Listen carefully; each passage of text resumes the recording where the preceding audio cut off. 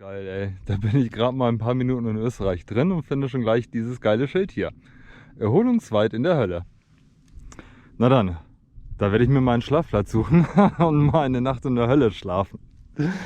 Ach ja, ist das cool. Der Sese kommt in die Hölle.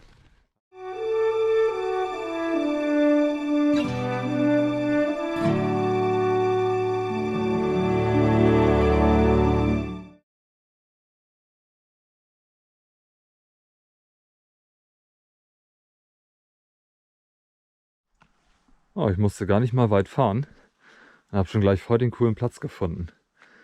Das war hier früher mal so ein kleines Bauernhaus. Da hatten sie ein paar Tiere, ein paar weniger. Jetzt ist das eine schöne alte Ruine.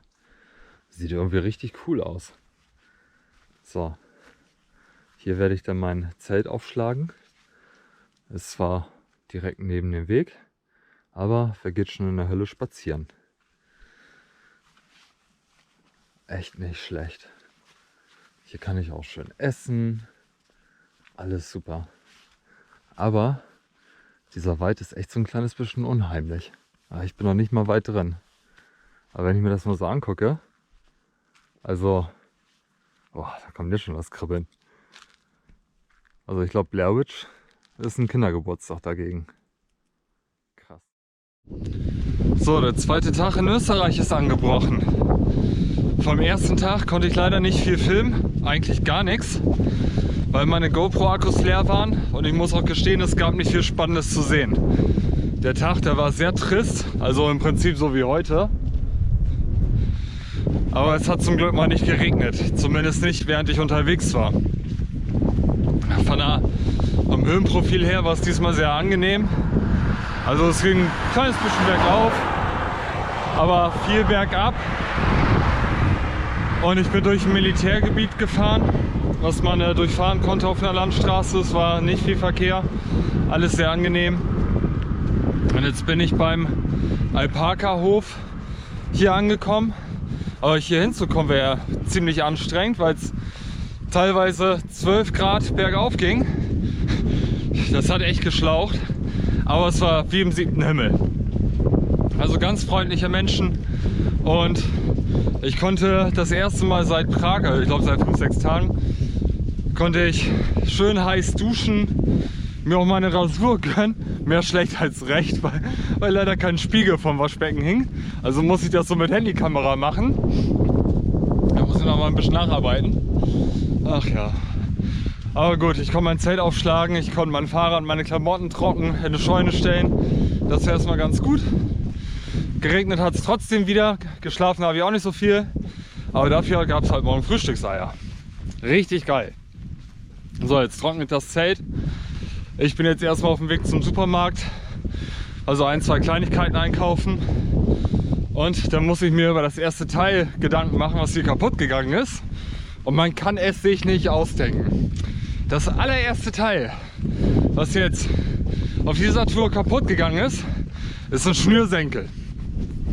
Er hat mir einen Schnürsenkel abgerissen. Naja gut, heute wird dann das Rad erstmal geputzt und sauber gemacht und geölt und so weiter, dass das wieder ein bisschen schick aussieht.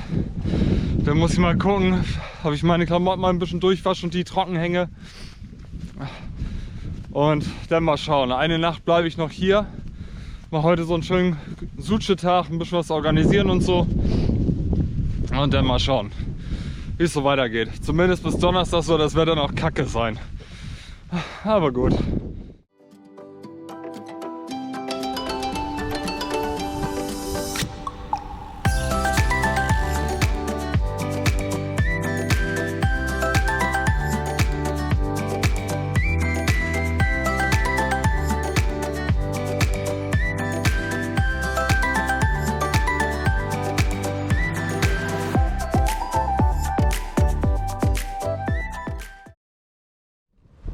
So, ich bin jetzt von Krems an der Donau ein bisschen durch das Weingebiet hier gefahren.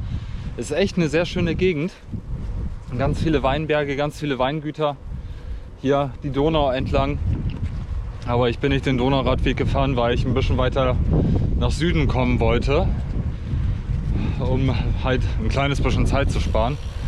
Auch wenn es an der Donau natürlich flach ist und so, aber dann hätte ich über Wien fahren müssen. Und auf große Städte habe ich ehrlich gesagt nicht so die Lust. Das hat mir in Prag schon so ein bisschen gereicht. Deswegen fahre ich so ein bisschen durch die Pampa, schaue mir hier die Gegend an. Ne? Hin und wieder gibt es noch mal ein Schloss zu sehen. Alles ganz schön. So, aber trotzdem, so wie die Karte aussieht, werden mir spätestens so ab morgen wieder so ein paar Hügel nicht erspart bleiben. Mal gucken, ob ich das einigermaßen clever so ein bisschen umfahren kann.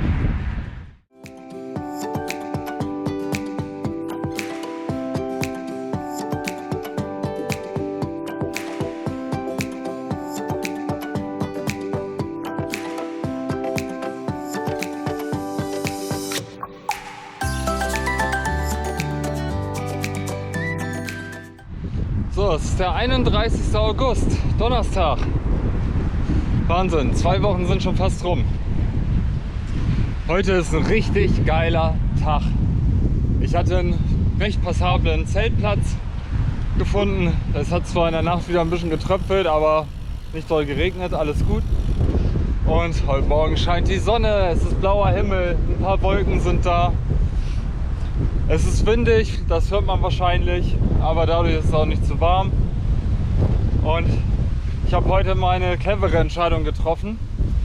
Anstatt mich einmal quer über so einen scheiß Berg zu quälen, habe ich entschlossen, okay, umfährst du ihn. Fahre hier so ein bisschen durch die Täler.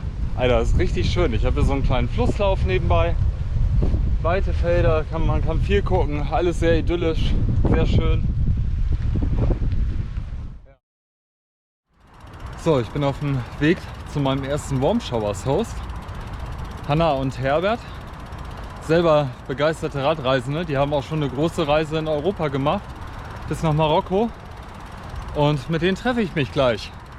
Die sammeln mich in einem Dorf, Lackstedt oder wie auch immer das heißt, sammeln die mich ein und dann fahren wir zu denen. Und dann gibt es lecker Abendessen, haben sie schon gesagt. Und ich denke mal, das wird ganz cool bei denen. Ich freue mich auf jeden Fall riesig. Vor allem, dass es geklappt hat. Vorhin musste ich noch einmal durchs Stadtgebiet von Wien fahren, durch so ein paar Vororte. Ganz schön stressig. Ich weiß schon, warum ich nicht gerne durch Städte fahren will. Aber gut. Das war heute ein super Tag und er bekommt einen super Abschluss. So, mein letzter Tag in Österreich. Ich komme jetzt gerade von meinem ersten Warm Showers Host von Hanna und Herbert. Die beiden, die waren selber schon ein Jahr mit dem Rad unterwegs in Europa und haben dort so viel Gastfreundschaft erlebt. Das wollen sie jetzt halt zurückgeben über Warm Showers. Und ja, das war sowas wie eine beidseitige Premiere quasi, weil ich war auch ihr erster Gast. Und es war wirklich, wirklich toll. Also ein ganz schöner Abend mit den beiden. An dieser Stelle, wenn ihr das seht, nochmal einen ganz lieben Gruß und herzlichen Dank. Es war wirklich, wirklich toll. Kann ich nicht anders sagen. Also da bin ich noch so ein kleines bisschen sprachlos innerlich.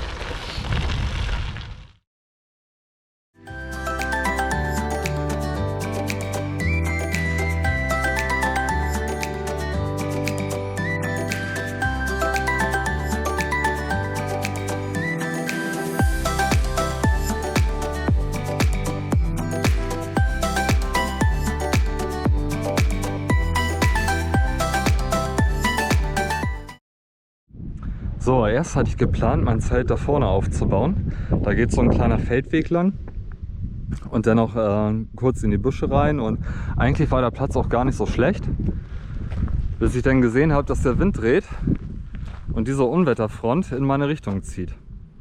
Ja, dachte ich, scheiße, was machst du jetzt? Dann habe ich hier diese Halle gesehen mit einem schönen Dach. Dachte mir, ja, fährst mal hin, stellst dich mal da drunter. Und dann kam es natürlich, wie es kommen musste. Ein junger Bursche mit seinem Trecker vorbei, der hier dann was in die Halle gefahren hat und noch ein älterer Herr mit seinem Auto. Und dann habe ich die angesprochen, habe dann gefragt, ob ich für eine Nacht dann mein Zelt hier unterm Dach aufschlagen kann. Dann sagte er, ja, ist kein Problem, meine Wetter-App sagt Regen an und so. Hey, super geil. So, jetzt kann ich hier dann mein Zelt aufschlagen. Oder da vorne, da ist ein bisschen mehr Platz zwischen den Geräten. Und so, und dann kam sie nochmal rumgefahren und dann hat der Junge, ich weiß nicht, lass ihn 18 oder 20 sein, auf jeden Fall noch sehr jung, stieg dann aus, hat dann nochmal mit mir gequatscht und so, fand das total geil. Er war selber auch in Neuseeland mal und hat auch also eine Netflix-Doku von anderen Österreichern gesehen, die mit dem Rad unterwegs waren. Total begeistert. Vielleicht bringt er mir noch ein Bier nachher vorbei, wenn er Zeit hat und da was Alkoholfreies oder einen Radler hat oder so. Und die haben auch angeboten, wenn ich mich duschen muss oder möchte viel eher, ich habe ja gestern geduscht, dass ich das bei dem machen kann. Also super geil. Es lohnt sich manchmal wirklich, den erstbesten Schlafplatz nicht zu nehmen, auch wenn er vielleicht gut aussieht, und vielleicht mal eine Alternative zu suchen und vor allem Leute dann mal anzusprechen. Also ich muss sagen, ich habe jetzt zwar Glück, ne, dass die so nett und freundlich waren, ist bestimmt auch nicht jeder, aber das ist echt toll. Also ich kann auf jeden Fall trocken schlafen heute Nacht. Super. Ja, also ich glaube, Österreich verlasse ich dann doch nochmal mit einem Lächeln. Echt schön.